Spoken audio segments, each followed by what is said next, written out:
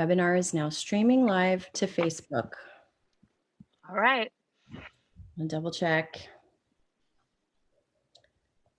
This way. Yes, we're good. Good All morning. right. Hi, everybody. Good morning. I am here with my friend, Reverend Leah Martens. Hello, hello. She lives in Berkeley. I'm coming to you from Galveston, where I'm right in between a workout and going out on the beach. Yay. And Leah is coming to you from Berkeley. Hello. Who's on? Let's see. Anybody? Tori and Naomi. Good morning, y'all. Mary.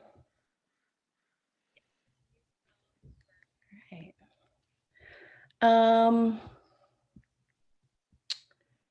Well, when did we meet, Leah?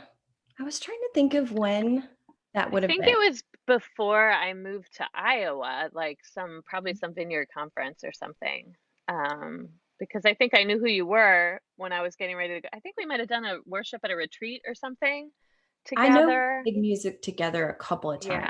Yeah. Yeah. But I think I remember being like, "Oh, Fran." And then you were moving right away from Right Iowa when you right as came I was in, moving there. So we must have known each other before that. So we I did. would say, and that was I 2009. So I left sometime in before that. 09. Mm-hmm. Mhm. So that would Yes. probably we met sometime in between 05 and 09. That's what I would guess. Yes. Yes. I was gonna like spitball 2007. Yep, that would be entirely in the ballpark. So I have known Leah for a minute.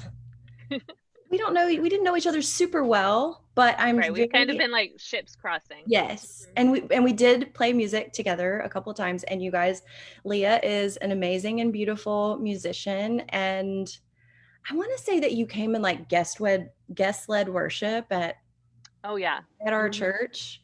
Yeah. And I made this might have been even earlier than that.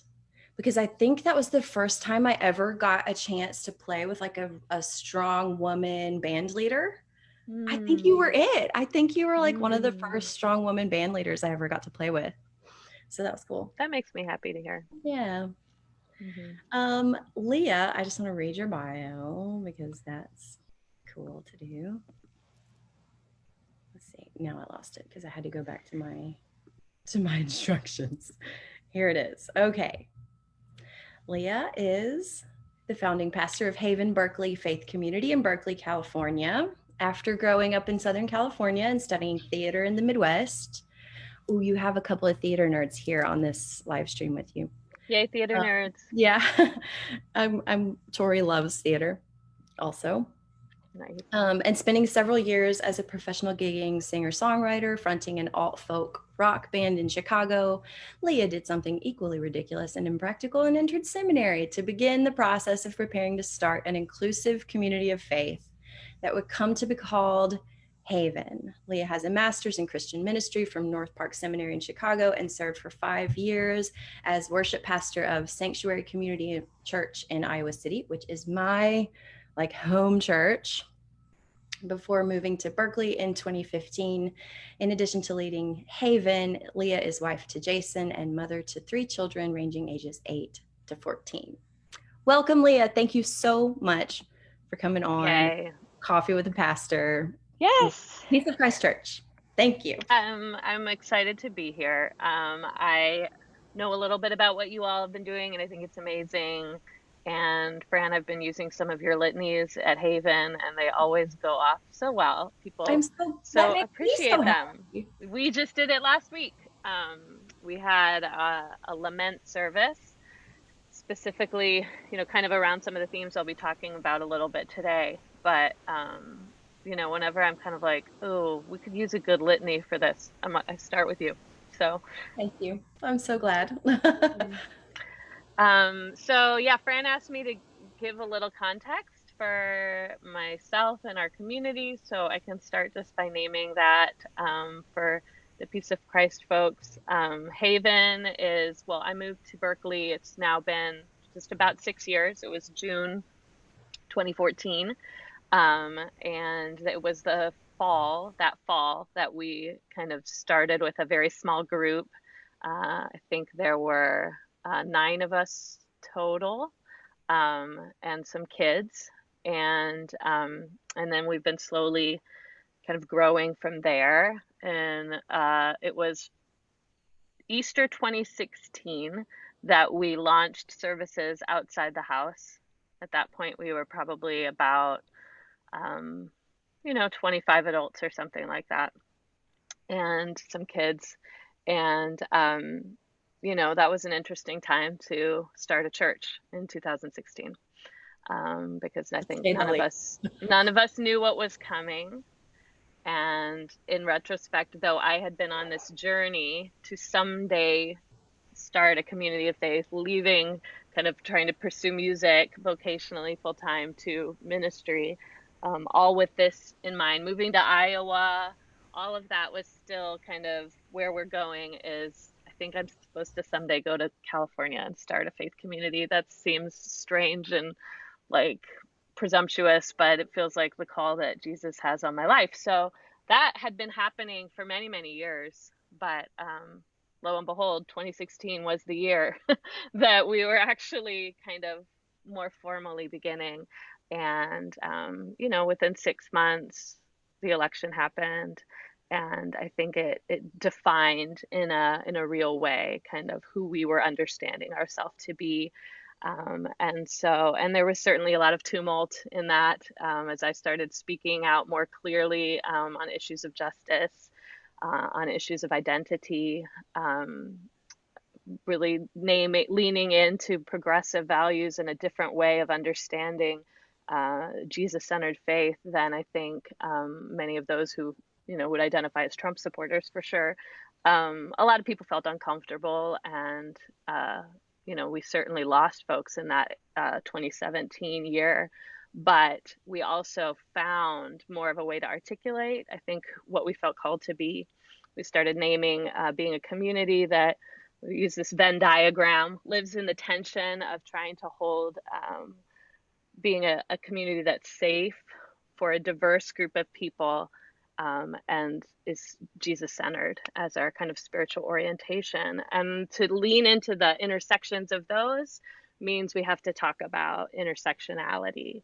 It means, that I think justice organizations do a good job of modeling safe plus diverse, that we need to name that what's safe for some people is not going to be safe for others, right? And particularly, I would argue, coming from a Jesus-centered perspective, where there's tensions around that, we're going to have to center the needs of the marginalized. That is the Jesus way, right? Mm, come And on. so that may mean discomfort, Hmm. particularly for our majority culture folks. And when we talk about diversity, we're talking about, yes, we're talking about race. We're also talking about LGBTQ inclusion. We're talking about ableism, differently abled, all of the different intersections of identity. So that's kind of, as we started to lean into that, we started to find more of our people who Yeah. felt called to be that community, who needed that kind of community. And so, yeah, we've been kind of steadily growing ever since. We now have about 60, 70 people, I think, who call Haven home. And and it's a lovely crew of folks who kind of identify in all kinds of ways. And we are, now navigating this weird virtual community space like you all are, and struggling with it, and also finding new opportunities with it, and being grateful that we have ways to connect and stay connected through Zoom, etc., and also trying to figure out, how to continue moving forward, as it's clear that this is this is not just a blip. It's not going This away. is a long-term reality, and Zoom doesn't work for everyone. So, trying to find the ways that we can continue to center the needs of everyone, and figure out what that looks like in this time. So, anyway, that's our community. Well, thank you for sharing that. I wanted our people to hear that, because I think it's easy a lot of times for us to feel like we're sort of functioning in a vacuum, and to know that there are other sister communities that have a similar set of priorities and a similar set of like talking points, and like what we're working towards, and what we're trying to keep at the forefront of our minds. It helps to know that we're in solidarity with other people in this country, in this, quagmire of a political situation, and quagmire of a pandemic situation, that we have sisters and brothers and siblings who Yes. who are in it. Amen to that. Yeah. Amen to that. And I think our community feels the same way. It's helpful to find, it can feel very isolating, right? It can feel very Mhm. isolating. Yeah. Yeah. Um, yeah. I'm going to switch you to speaker view, and then you can share Okay. your heart with us. Sure. Okay. We good? I think it's on. Yeah. Okay.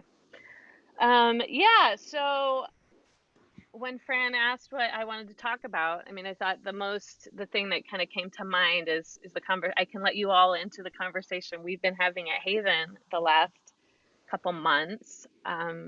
Pretty much as soon as the pandemic happened, March, as things are shutting down, I found myself like just personally, um, kind of like thinking about where in the Bible am I interested to go right now? What would be helpful for me personally to be thinking about, reflecting upon in this season, just as a human being of faith myself. We were in the midst of Lent at the time, so I felt pastorally there's like a certain set of conversations that I'm kind of scripted into right now. And that was fine and well. But for my personal kind of edification and just what I was needing, I was finding myself really drawn to a different point in the biblical narrative, which is the moment called the Babylonian exile.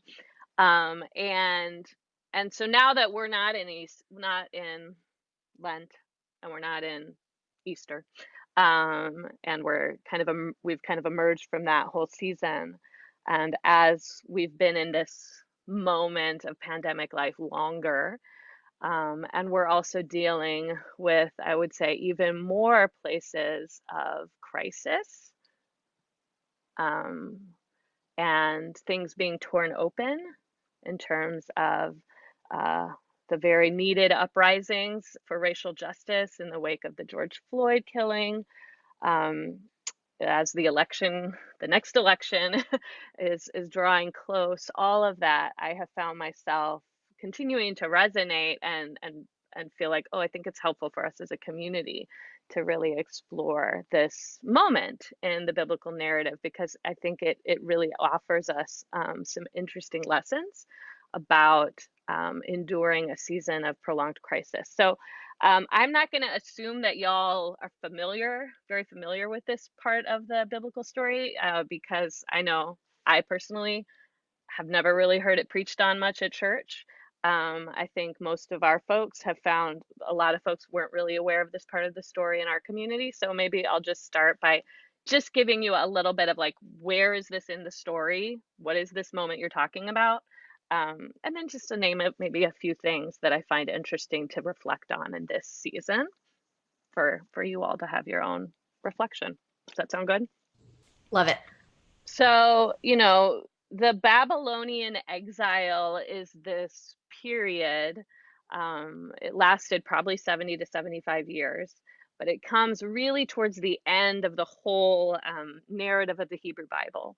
And so I just know myself being in church for many years, most of the stories from the Hebrew Bible that I heard kind of lifted up and preached on regularly or studied in Bible studies were kind of from earlier in the narrative. All the Genesis stories, back from Adam and Eve to, of course, Abraham, and that's kind of the origin of the Jewish people is Abraham and his descendants. And then, of course, we get into Exodus and have, now the descendants are slaves in Egypt, and, God calls Moses to deliver them. That's a story that's told a lot, right? And repurposed, I think, a lot by Christian communities, talking about liberation. It's an important story. The people get the law at Mount Sinai. And then sometimes you may hear the stories of like the 12 tribes that have now kind of emerged.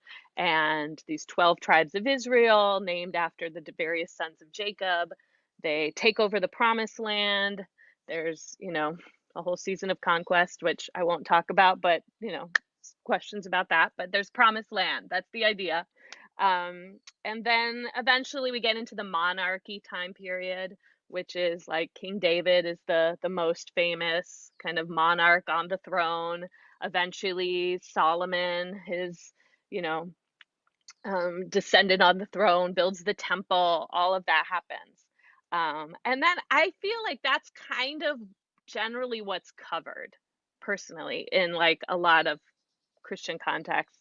And after that, it gets a bit fuzzy. And I personally didn't really know a lot about what happened after that until seminary, which not everyone goes to. Like, why would you? So, after that, we have this era that it was about 1,000 years BC that the first big crisis happened for the people of Israel, the nation of Israel, which was, because they had basically lived into the whole promise. Um, Abraham, from the beginning, there was this promise that someday God is going to bless his descendants, and they will have a land of their own. And it feels like by the time we get to King David and the monarchy, it's like it's happened, right? And now we have Solomon and the temple, and it's like, well, this is great. God has a dwelling place on earth with God's people, and everything is good, and everyone has been delivered into what it's supposed to be, right? That's kind of the story.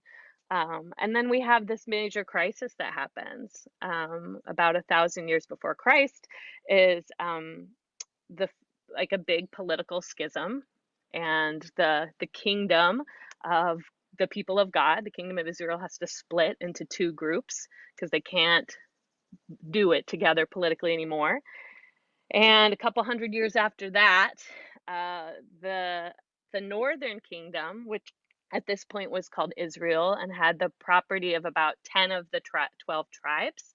So it's a good chunk of the geography is their group. But the southern kingdom, Judah, has the temple and the city of Jerusalem, the capital. So they each got kind of, that was kind of how things were distributed. Less land, but the capital and the temple, and more land up north. And that group gets wiped out in about 722 BC. The Assyrians come in and they conquer the land, and they're pretty brutal. They annihilate just very brutally a lot of the people living there, and the rest they assimilate. They just completely wipe out the culture. And so that becomes known as the 10 lost tribes. Like, we just don't even know what happened to them culturally.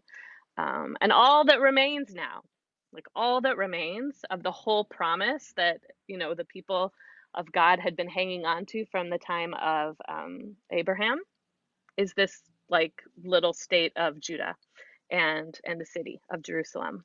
And 150 years or so after the Assyrians is when the Babylonians come in, and this is like 6th century BC, and they come in, and first they King Nebuchadnezzar, they come into to Jerusalem, and they just take the king, the courtiers, all the kind of significant leaders, the artisans, the culture makers. They take them all back to Babylon. And so at first it's just a matter of kind of removing all the thought leaders, but like the culture makers from this group that's still occupying Jerusalem and Judah. And then within 10 years, eventually they come in and go ahead and like totally sack the city, destroy the temple completely, and pretty much take everyone who's left. Either they're killed, a few of them remain, but really most of them all go to Babylon, where they need to set up a new life as refugees, basically. And so what you have is an era of 70 years or so where the only people who remain of this kind of group that had identified as Israel at one point, the people of God, the people of, what we consider the tradition that the Christian tradition grows from, um, they are living completely, they've lost the land that was supposed to be their promised land. They've lost the temple that was supposed to be the place where God dwelled with them on earth. They've just been completely torn from all of it. And all of the practices of what it meant to be in spiritual community, that's all been taken from them. And yet they must live and they must continue to have some sort of way of navigating their faith and their connection to one another and their culture in a totally different place that they didn't choose. Um, and I just find that really interesting in this moment. I think I think a lot of us can identify with being in a place that we wouldn't have chosen, and it doesn't feel right. It doesn't feel like this is how we're supposed to navigate faith. I don't like not being able to hear my friends sing with me on a Sunday morning. Doesn't feel right to me. It doesn't feel right not to be able to hug people. Um, it doesn't feel like community when we're just disembodied heads on a screen, right? There's so many places we could continue to kind of peel that out.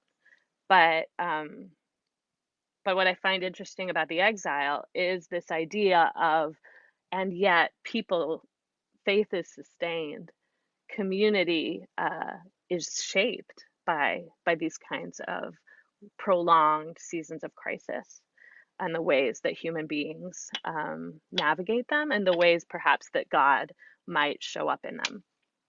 So one thing that one thing we've been reflecting on, I mean, the first teaching kind of in this series, we were looking at Jeremiah, which is one passage that I think a lot of people may be familiar with.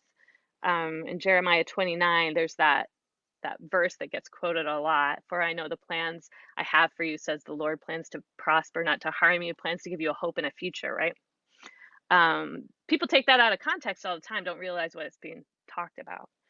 Where that comes is right at the end of a whole message to the exiles, to the people who've just been carried off, where Jeremiah is saying, basically, settle in. You're going to be here a while. You're going to be here a while. People are telling you this is going to happen. This is going to be over quick. You're going to get back to life. You're going to be back in Jerusalem. Do not listen to those prophets. They are not speaking truth. They are not from God. They are false prophets. God is saying you are going to be here a while. And, he names like 70 years, which means, realistically, all of you aren't coming back. Maybe your kids will. Like that was what was being communicated. So settle in, because the next piece was build a garden. Let your kids marry kids there. Like build a life. You can still live in the exile. There is life to be had. There was this like invitation to find new ways of living, to reimagine what it meant to be community, that um, you could still find moments of joy, that there was still kind of that subversive work of living anyway, of loving anyway, to be done, which I find helpful to remember. And then, yes, the word about, I know the plans I have for you, comes at the end of all that. It is this moment of like, in the end, it all will be well. But that's still in the context of we've got an exile to live through. The other another piece that's been really resonant to me about this whole thing has been that the exile is where we get the Bible from, really. And I don't think a lot of people know that or think about that. But the truth is that, as much as like the tradition is like, oh, Moses wrote the first 5 books of the Bible, we know that um, there wasn't the technology for that to have even been a possibility in the time of Moses. Like people did not actually write in that time. The widespread beginning of literacy and writing was about 100 to 200 years before the exile, which the time of Moses was centuries before that. So what we have is likely an oral tradition that had been handed down for hundreds of years, and it was only in like I say, maybe the century before the exile when people started writing these stories down. But from most scholars believe it really was the exile period where you had a group of scholars, um, the thinkers, the writers, the culture leaders now in Babylon, and they're trying to hold on to their identity as a community and to figure out who they are. And so they start to compile all these stories that are being told orally, and a few that have been written down in different ways. And they start to bring them together and create a library of text, and they edit them, and they rethink things, and they shape a lot of the stories based on the new things they are learning in Babylon. And that becomes basically the heart of what we come to know as the Hebrew Bible, or as some Christians call it, the Old Testament. That we would not have this Bible that we have if we didn't have, I would make this argument, the period of exile. That the exile is an important time of coming to understand in a deeper way your own identity. And what that tells to me is that seasons of exile really invite us to examine the stories that have shaped us, that have brought us to where we are, and that a fundamental work of the exile is the work of remembrance, of really kind of going deep into how did we get here? Um, and I think that when we talk about what this pandemic is, and also the pandemic on top of it of racial injustice, when we're talking about what does it mean that we are in places where we're having to put these competing needs of like market concerns versus public health concerns. I think we're at the core having to ask the questions around how did we get here, in terms of how capitalism has become such a core, I would say, idol of our culture. What does that mean? What does our investment in it mean? What does the fact that even saying that feels um, potentially subversive, when it feels like it is the thing that needs to be named? I feel like so much of what I'm trying to understand right now is how the exile is kind of the inevitable response to a people who is invested in, what in the Old Testament, like in that Hebrew Bible, is called idolatry. And that there's this kind of need to break free from the investment in idols. And I think honestly, I've been preaching on a while how I believe the idols of our culture are capitalism, heteronormativity, whiteness, um, all of these ways, nationalism, um, the centering of the male as God, the fact that so many of us still use male God language exclusively, to me is sign of an idol that has taken place, right? Um, what I see happening potentially in this moment is that we are being asked in a deep way to reckon with the consequences of investments in things that are ultimately not, I would believe, of the God of Shalom, who wants well being for the world. And instead, we've invested in false gods as a culture, and that's destroying us. It's destroying our world, it's destroying our people, it's destroying our communities. And the question is, do we have the capacity to work with the divine to turn? I know that's really Ooh. heavy what I just said, Well, but yeah, let me just read you a couple of comments that were coming in. okay. Um, Damn, you're just preaching now. So refreshing and helpful. Listen to the Amoses and not the Jonahs. Uh, let's see. Babylonian exile is a story I've been diving into lately and finding it imperative in my faith. Um, I thank you for that Yes. word, and Hmm. you are so beautifully drawing out that parallel. And I do feel, I think we feel this sense of exile, that we are exiled from one another, and that we're exiled from normal life. And obviously, it's not quite as um, profound as what the Israelites had experienced. But you're right. I think you're just on to a core truth about, like, where does the creativity, and this feels like death, but in the midst of this is birthing something new and something full of life and something that is going to be different and creative.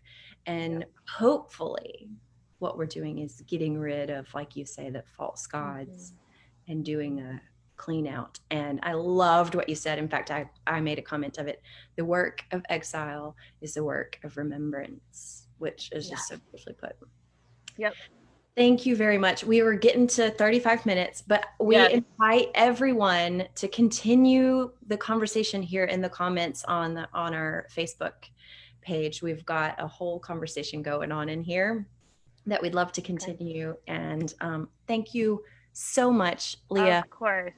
Peace of Christ Church sends such blessings and love to Haven, Berkeley. We just send you guys And so much. back at you. Yeah. It's great to be with you. All right. All Thanks, right. everybody. Thank Thanks, you. Leah. Have a good one.